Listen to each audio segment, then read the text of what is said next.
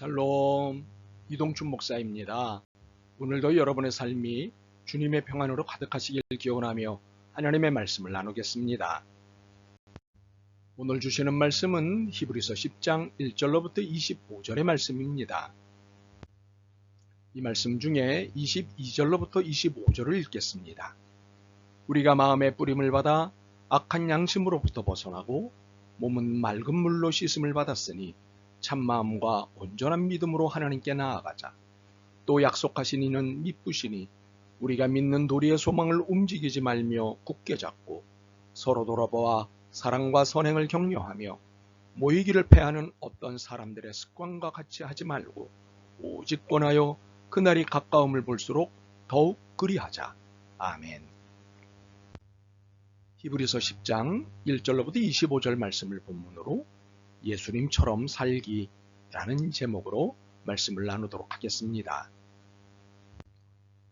참으로 16절과 17절의 선언은 놀랍습니다. 우리의 죄와 불법을 더 이상 기억하지 않겠다, 마음에 두지 않겠다고 하셨기 때문입니다. 더 이상 기억하지 않는다니 세상에 이렇게 완벽한 용서가 어디 있을까요? 그리고 이렇게 놀라운 은혜가 어디 있을까요? 18절입니다. 이것들을 사하셨은즉 다시 죄를 위하여 제사 드릴 것이 없느니라. 그리고 이처럼 완벽한 화해가 어디 있을까요? 19절로부터 21절입니다. 그러므로 형제들아 우리가 예수의 피를 힘입어 성소에 들어갈 담력을 얻었나니 그 길은 우리를 위하여 휘장 가운데로 열어놓으신 새로운 상길이요 휘장은 곧 그의 육체니라.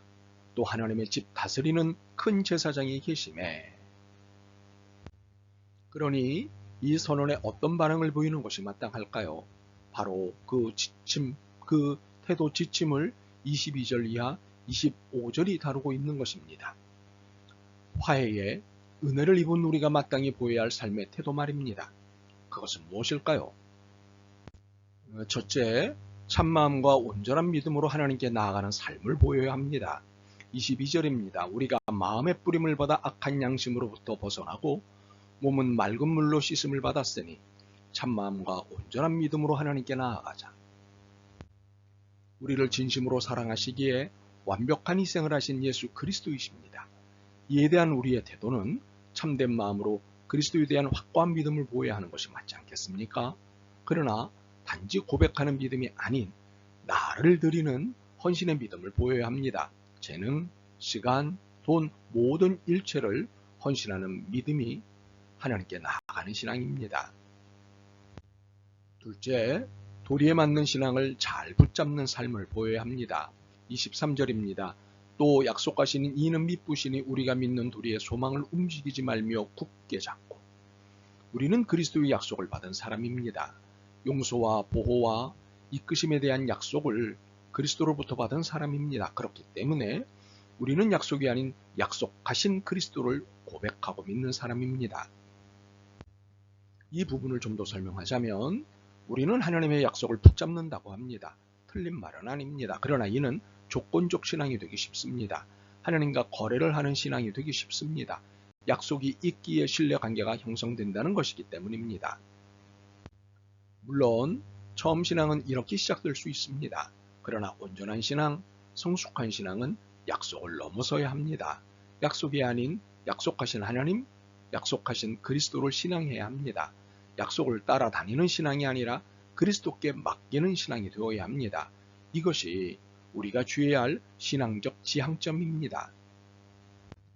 셋째, 서로 돌아보아 사랑과 선행을 격려하는 삶을 보여야 합니다. 24절입니다. 서로 돌아보아 사랑과 선행을 격려하며. 우리의 신앙의 색깔은 서로 돌아보는 색깔입니다.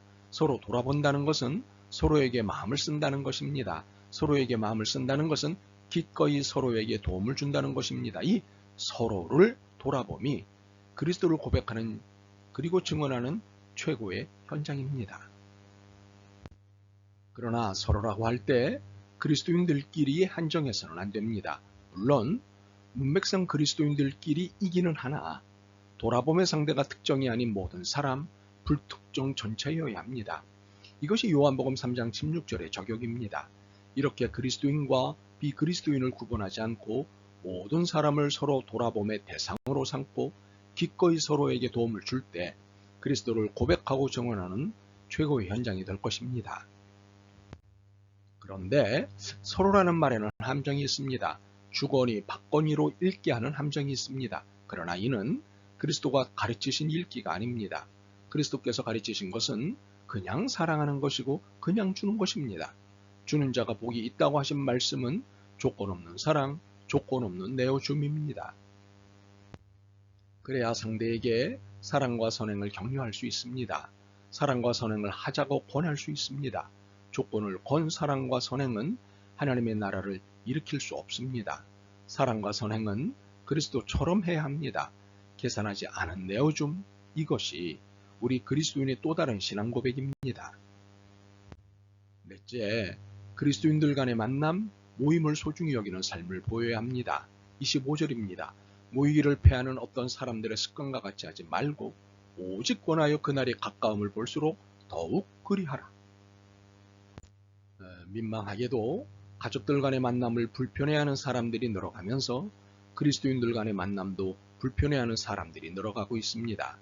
여러 이유 중 하나는 너무 잘 알다 보니 볼 것, 못 볼 것 다 봐서 그럴 수 있겠다 싶습니다.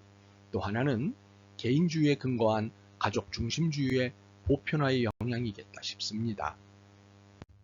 그러나 이는 이기심에 근거한 자본주의 문화의 산물입니다. 결코 권장할 문화는 아닙니다. 공동체성을 패싱하는 문화의 양상은 모든 관계를 이기적 욕망에 따르게 합니다. 그 결과는 경쟁과 갈등의 양산입니다. 그러니 이것은 결코 성경적이지 않습니다. 성경적인 것은 이것입니다. 25절입니다. 모이기를 패하는 어떤 사람들의 습관과 같이 하지 말고 오직 권하여 그날이 가까움을 볼수록 더욱 그리하자.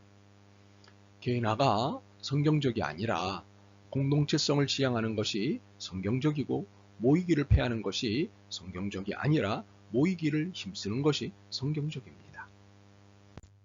신앙인으로서 우리가 그리스도를 따르는 이유는 그분이 우리에게 실천하신 희생적 사랑과 무한한 은혜를 경험하고 있기 때문입니다. 그래서 우리도 히브리서의 안내를 따라 그분처럼 살아야겠다고 결심하는 것입니다.